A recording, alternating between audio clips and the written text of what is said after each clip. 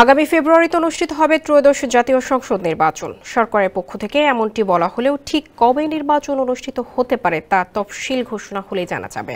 নির্বাচন কমিশনার রহমানেল মাসুদ জানিয়েছেন, আগামী বুধবার 10 ডিসেম্বর সন্ধ্যায় অথবা বৃহস্পতিবার ত্রয়োদশ সংসদ নির্বাচনের তফসিল ঘোষণা করা হতে পারে।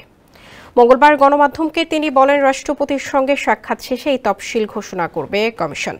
তফসিল ঘোষণা রাজনৈতিক দলসহ সবার সহযোগিতার বিষয়ে বিশেষভাবে গুরুত্ব দেওয়া হবে বলেও জানান তিনি।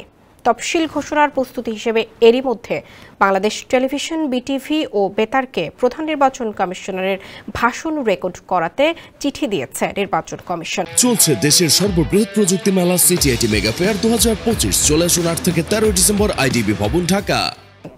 ত্রয়োদশ জাতীয় সংসদ নির্বাচন ও গণভোটের তফসিল ঘোষণা নিয়ে প্রধান নির্বাচন কমিশনার AM নাসির উদ্দিনের ভাষণ আগামীকাল বুধবার বিকেল 4টার দিকে রেকর্ড করা হবে। এর আগে সিসির জন্য নির্বাচন কমিশনারদের সঙ্গে নিয়ে বুধবার দুপুর 12:30টায় রাষ্ট্রপতি মোহাম্মদ শাহাবুদ্দিনের সঙ্গে দেখা হবে। নির্বাচনের সার্বিক প্রস্তুতি সম্পর্কে তাকে অবহিত করবেন।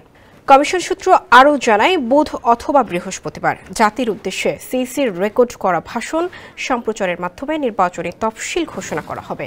তবে অতীতে সিসির ভাষণ রেকর্ডের দিনই তফসিল ঘোষণার নজির রয়েছে। এবারও তেমনটা হওয়ার সম্ভাবনা রয়েছে।